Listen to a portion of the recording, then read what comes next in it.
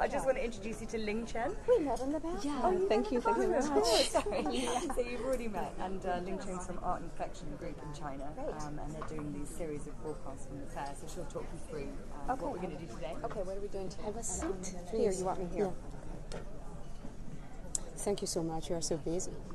Pleasure. Look at filming on the iPhone. It's a live streaming. Oh, we're live streaming. Yeah, so we have online audience, like thousands of them. Okay, so can we talk about what we're going to talk about? 典藏会客室的朋友，大家好。我们现在是在就是香港巴塞尔的现场，瑞银集团的贵宾厅。坐在我旁边的是瑞银集团的环球市场总监 Mary Rozell 女士。那我们今天很荣幸邀请到 Rozell 女士来给我们谈一下瑞银集团的艺术收藏以及他们的赞助。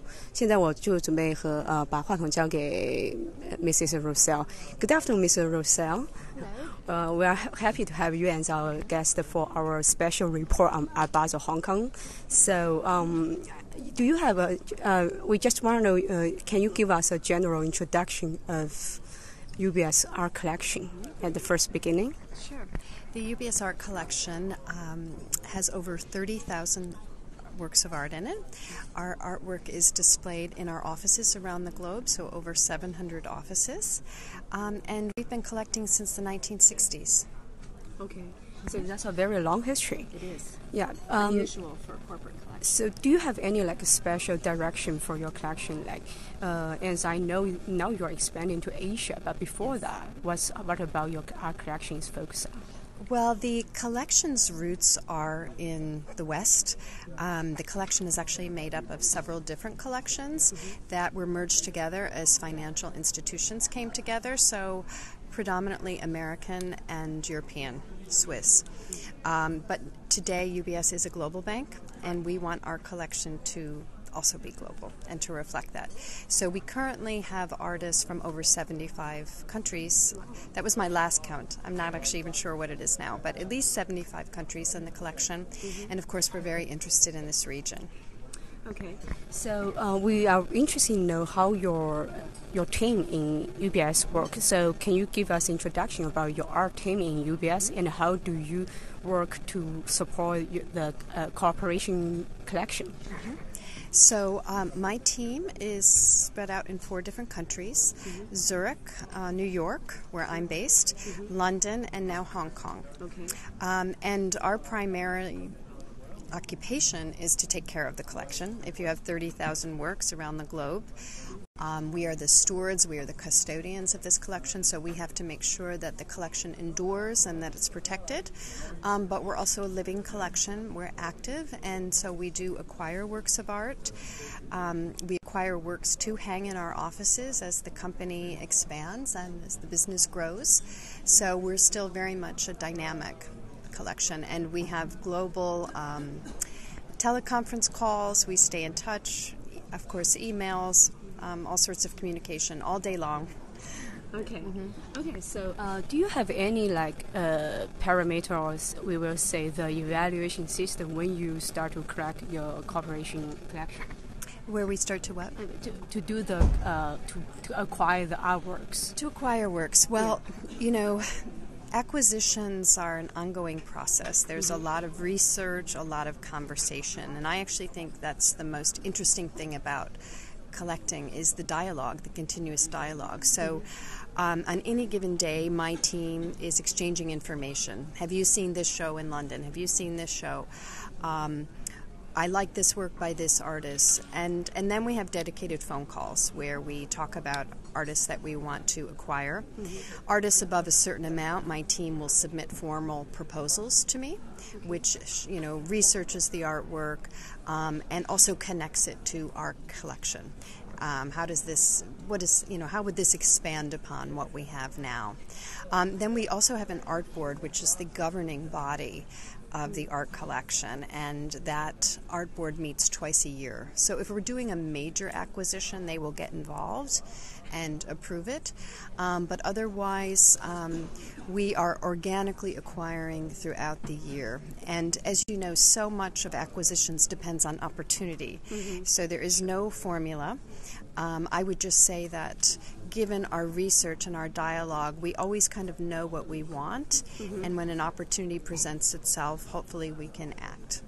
Do you have any the collection plan for the mainland China now? Well, in terms of mainland China, our biggest acquisition is the Dingyi here, and this is the background. Yes, and so this artwork is what we're celebrating here in the lounge. The rest of the artworks here were brought in to have a dialogue with this Chinese artist's work, and Dingyi's studio actually is right next door to our office in Shanghai. Oh, in Shanghai. And so this work was bought specifically for that office there. And it's on display. So it is said that there are over 35,000 art pieces in your collection now. So do you think that is also kind of the art investment? Or how are you going to deal with these artworks? We don't look at our collection as an investment. That is not why we buy artworks. However, many of our artworks, of course, have appreciated substantially over time. We are buying on the primary market because our mission is to support artists. It's to support galleries. It's not. It's different than other kinds of collection building. So we don't buy for investment, but we're always looking at value. Like any collector, we don't want to pay too much. We also recognize when we've missed the moment. So there are many artists we would love to have in the collection, but the works are too expensive for us. We weren't there at their very first show, and we have to recognize that we missed it. And then, of course, there's a lot of artists whose works, the prices are inflated. So in all of our acquiring, we have to pay close attention to the market. So every member of my team is following the market. I think any responsible collector has to be vigilant about the market. So you mainly acquire these artworks from the primary market instead of the auction market? It's rare exception that we buy on the secondary market because, again, we want to support the galleries and the artists. I see. So, that means that you have a lot of contact. You need to have a lot of contact with the artists and the galleries. Yes. Do you have any specific program to support these artists and galleries? Besides that, you directly buying artworks from them? We don't have any formal programs. I think the best way to support is to go to the shows, to be there, to be present. That is why we opened an office here in Hong Kong, because we don't want to just drop into Art Basel Hong Kong and buy works at a fair. I want, to have engagement here on the ground. And we also want to be able to follow artists' careers from the very beginning. So we're very active in terms of our engagement in that sense. We also do want to commission special projects where appropriate. Then we got questions from the online audience. Okay, sure. Director of the Art Gallery of New South Wales, Michael Brand.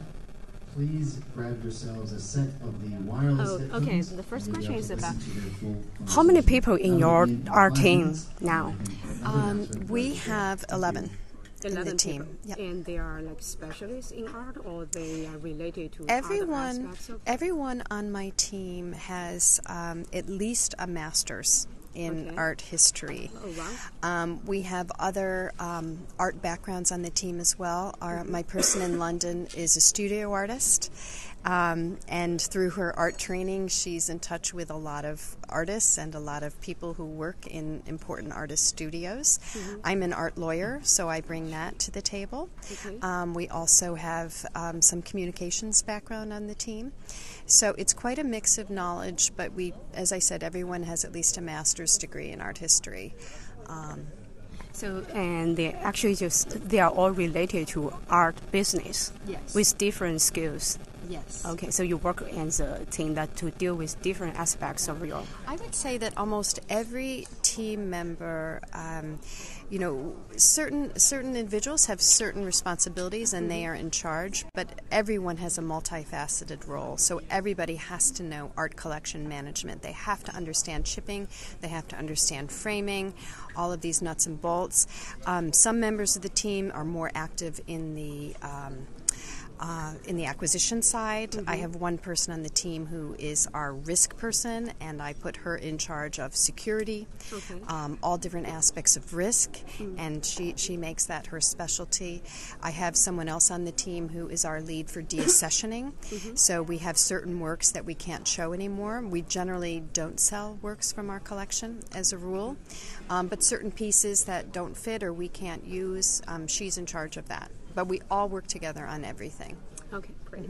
And the second question, I think you kind of already answered, is what kind of artworks that the UBS is more likely to collect? Yeah. Well, we're a corporate collection, so we're limited. We don't, we're limited in terms of subject matter. People are working with these artworks, so it can't be too shocking, too offensive. We also have to be very sensitive to materials. We can't have it's an office, it's not a museum, so we can't have things that are super delicate, things that are going to that are too ephemeral, that aren't going to last. But really what we're trying to do is buy art, the best possible art that we can acquire that reflects the spirit of our times. And of your times. Of so our it's times. all about the contemporary art. It's contemporary.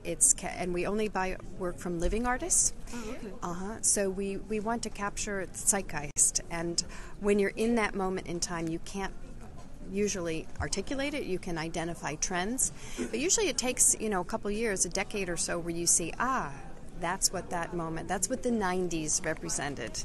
Okay. So you actually hang out your artworks in the office, global office. So we don't buy artwork for storage. We're not like a museum. Many museums have up to 85% of their collection are in storage. All of our artworks, almost all of them, are on the walls in our offices. So. Okay, but still, there are lots of your artworks that you cannot hand all of them out. So, what do you deal with those artworks? We do have some artworks in storage for certain rotations, and for example, an art fair like this. When we hang our works on the walls, most of these works actually come from a certain office, and we take it off. From the Hong Kong office or from the office? Here we have Zurich and Frankfurt, and this is Shanghai. Oh, okay. So they've all been removed from spaces, and in that sense, it's not very easy to bring our works into the public because our works are in client-facing spaces in our offices, and we don't want to leave the walls blank. So. I see. How do your employees feel about working in such kind of atmosphere with lots of artworks? That's a great question. Not all employees know about contemporary art. They don't love it. Contemporary art isn't automatically easily digestible or accessible. So sometimes we do get complaints. Oh, really? Like what? Or they just want to see something else, or they don't like it. But it's usually just a matter about education. Okay. But we like to also give, say, the branch managers choices. We want them to be happy with the artworks that they live with. So, and we try to tailor some of the displays to the regions. And so it's a very much collaborative, dynamic process. Okay. How do you engage with the art market, and how do you deal with the relationship with the artists and the galleries? I think you already answered that. We you have a team, you said. Yeah, we like to stay in close touch with artists and galleries, and it's always wonderful to meet artists and to engage with them.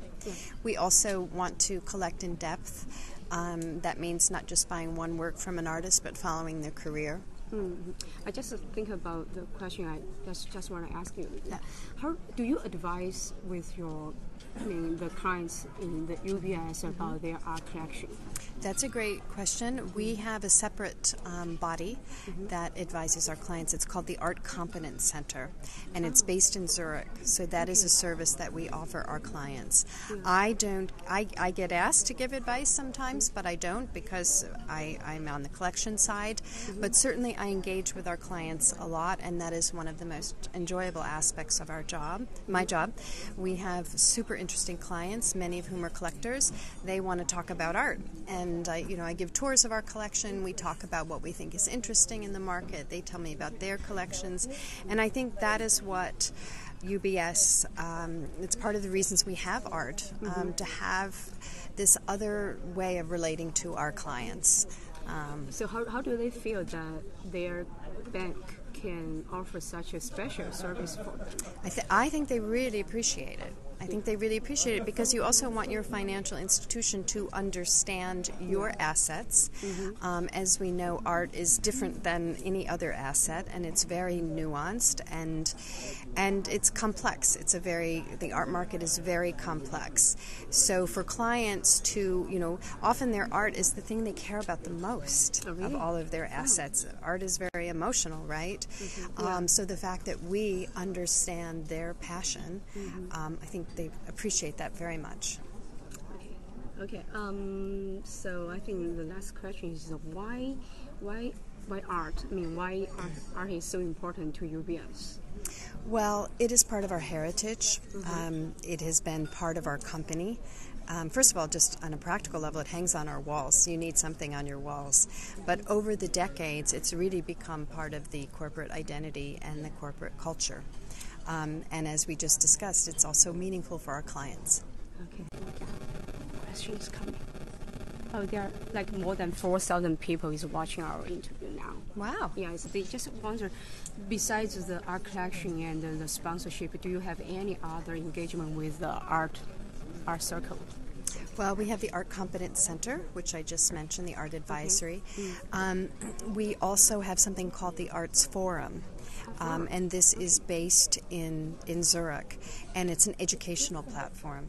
So, what kind of educational program? Well, we offer educational programs about our collection, about the art market for certain employees of the company, but also for our clients. So we'll do a 3-day symposia on a certain aspect of collection or artists' estates, and it's quite sophisticated and interesting programming. It's only held in Zurich right now. It's outside of Zurich is where it's based, but it does travel, and there are educational opportunities also here in Asia, Singapore. Okay, I just heard that you offer some classes here right now for the. Just announced. Oh, right. So we're doing the open classroom. This is a talk series that's part of our fair. So it's done right here in the lounge, similar to Art Basel conversations with artists and thinkers, thought leaders in the art space. So that's open for public, or is it for the? That's for lounge guests. For the lounge guests. Okay. Yeah, we do tours of our collection as well around the globe, and that can be for the public. This want me to hold it? Yeah. Okay. Can we take a picture together? Mary, thank you very much. Thank you so much. It's been a pleasure. Yeah. Thank you. See you. Okay. Thank you for coming to our special report on Art Basel. The first question is that we are interested in why UBS is interested in sponsor for art. So UBS has a large corporate collection, about 30,000 pieces of art. Yeah. We have been collecting since about 60 years or so. When you look at what art does, it really does keep you current to the development of society. Art transforms. Contemporary art will automatically stretch or question status quo. Artists are particularly good at taking out movements in societies before they become largely known and before they become mainstream. And when you're 150 years old and 50 years in Asia, what you really want to do is that piece of innovation power that contemporary art can give you and the way of thinking, you want to bring that in to a bank. So that's probably the first and foremost reason. What then occurs is you become a collector and you have a passion. And that passion is something we share with a lot of our clients, where the art piece and the collecting piece is a joint passion point between us and our clients. And I don't know if you've seen. Obviously, we have some old masters here with Gerhard Richter, Ding Jin over here. So there's 50 years in between the two. 50 years? 55, sure. Okay. That is a late 60s, and that is a very recent piece. And what happens is they communicate well among each other and can hang next to each other. If these grandmasters, either very current or many years ago, can hang between each other, you can see how there's a connection. And all of our art hangs on our walls in our offices, client-facing, non-client-facing. In every office? Yes. Oh, really? Yes. Wow, that's And we do that because we believe that contemporary art allows you to question what you're doing, and it's obviously also good-looking and it's inspiring. So do your employees enjoy that Yes. their offices are hanging? Absolutely.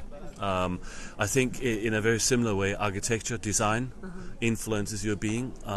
Contemporary art does, obviously, that. So in a maybe long-winded matter, we're really interested in what contemporary art and art does to society, and how you connect, and how it's reflecting a certain point in a time frame.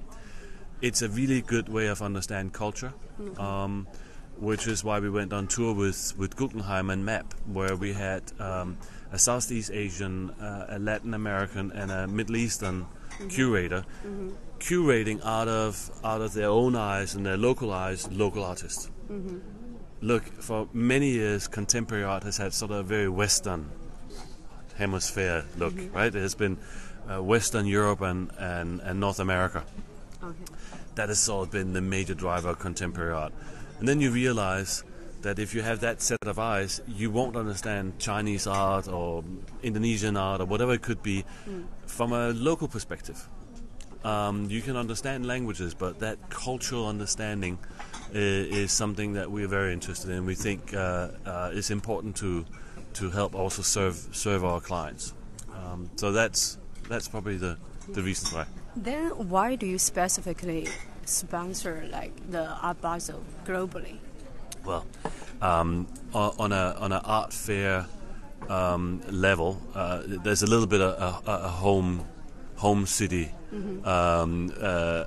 advantage here. We have been partner of Art Basel in Basel for the last 24 years. Then this is the fifth time that you sponsor Art Hong Kong, Yes. Art Basel Hong Kong. Yes, that's correct. It's the sixth time it's Art Basel Hong Kong, and it's the fifth time we're here. And we have been with Art Basel Miami since the beginning, and I think we are in the 16th or 17th year, if I'm not wrong. And so, what the fair or these fairs do, they are the best among the best. This is where you will find our clients. This is where we go to see art. Mary Rozell, that I think you spoke with earlier, this is where she goes and informs herself. What is out there? Where's the market going? And I don't know if you had the chance to see the art market report, the Art Basel UBS Art Market Report. We'll get you a copy before you leave.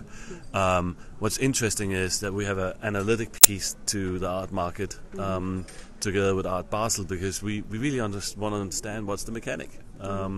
And last year was a very, very strong year from an art market perspective. China surpassed UK as the number 2 market for art market sales worldwide. With about 1/5 of all sales were sold in China. And I think that's a really good indication how strong this market is growing. Art Basel Hong Kong has gone from strength to strength to strength, and when we opened our lounge yesterday, it was very, very well visited, as well as I don't know if you heard, but there was I was told there was a record sale yesterday afternoon, 2 hours into the fair, of $35 million US. So all these indications just sort of gives you a perspective of, if you're in contemporary art, if you have a passion point for it, this is the place you can invite your clients. This is the place you have the extraordinary conversations, this is the place you go to have a discussion. Okay, so you have mentioned that Chinese market has become very strong recently, and I understand that you already set up a new office in Shanghai, in the Xintiandi area. Actually, I've been there twice. Oh, yeah, I see it's a 3-floor small building with the first one is third floor is galleries. Yep. Yeah, it looks actually like a gallery from across from the street. So just wondering that do you have any like the specific plan to sponsor any projects in mainland China? So we are already in mainland China with the Beijing Music Festival for 10 plus years, 12 years, something like 17 years. Beijing Music Festival? Yes. In Beijing? In Beijing. Okay. We have just signed Deng Day in Taipei, which is which is the next next art fair, if you want to. It's the same team that founded the Art Hong Kong, that then became Art Basel. The same team is now doing Taipei. Yeah. And so yes, we are, and we are growing. China is mainland China is a focus market for us. We have very, very strong plans to double our headcount until 2020, and we are ahead of that journey already. So mainland China is very important, and there's probably more to come. Stay tuned. Okay, thank you.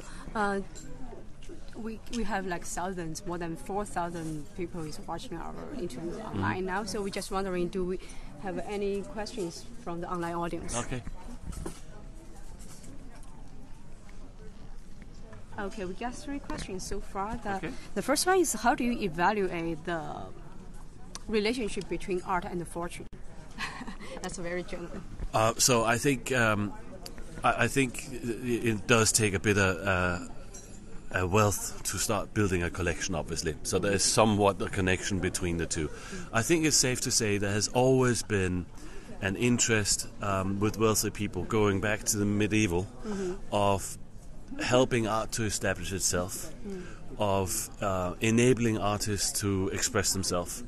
That is no different. I think many of our wealthy clients are big collectors out of passion, and then obviously also out of maybe opportunity in making a gain when the market grows. But most of this is passion points. Most of this is being able to express yourself through your collection. Yeah, Mary just mentioned that you have this art competence center in Zurich, so that offer the special advices for the client's art collection. Yep. And so, from the marketing side, do you have organize any special event for your clients related to art or something like that? Oh, permanently. I mean, if you look at what we're doing here, that's definitely a way to communicate with clients. If you look at the art advisory that we are doing, by the way, these last 12 to 24 months, heavily demanded in Asia.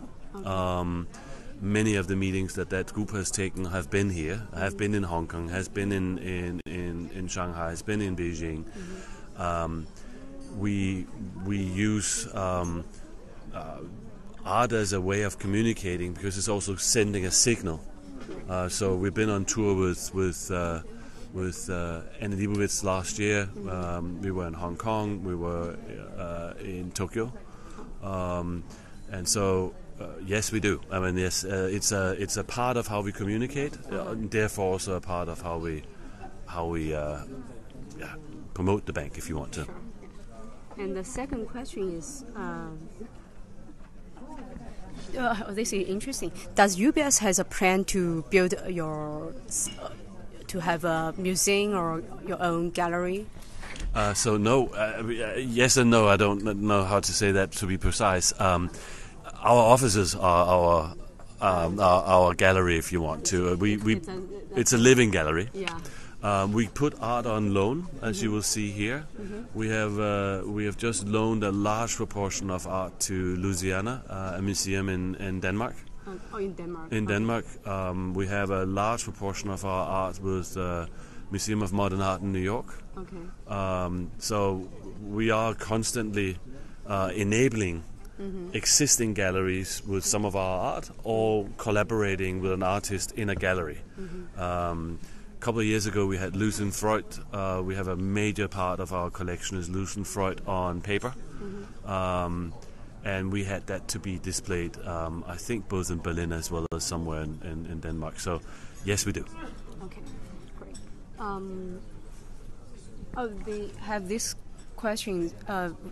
Go back to you just mentioned the Beijing Museum Festival. They just wonder what's this festival about, because it seems we are not very familiar with it. Well, so the Beijing Music Festival is a music festival in which we bring children and classical music together and invite clients into it. Is that an annual festival? Yes, it is. End of October.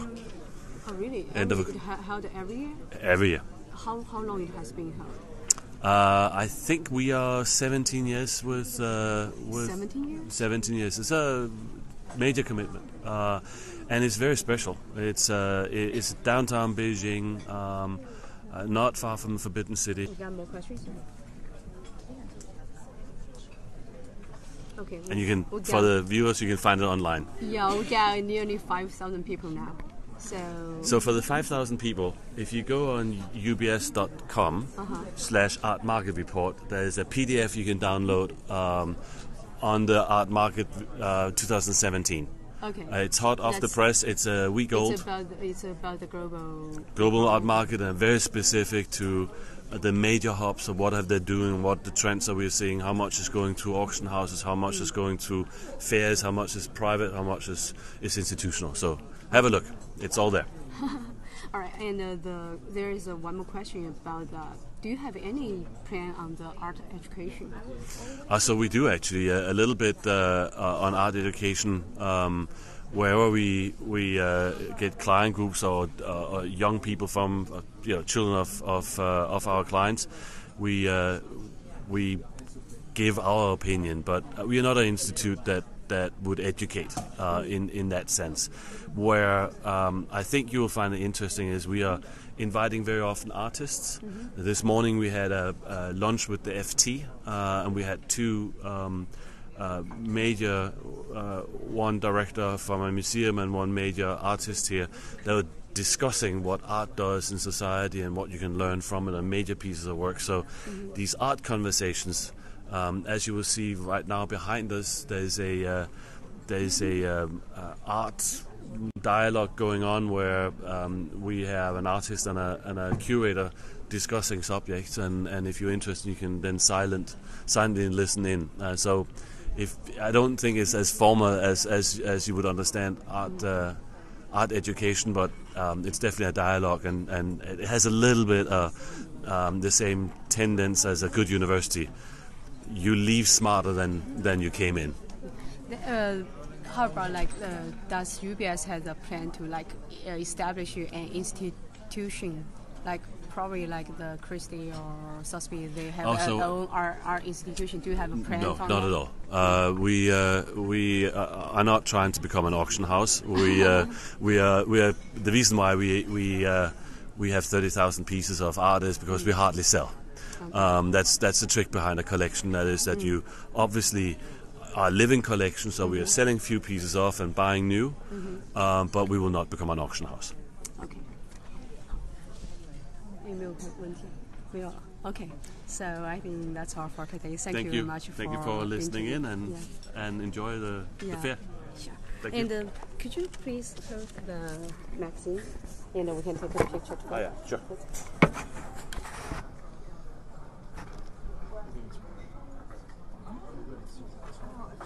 Thank you. Thank you very much.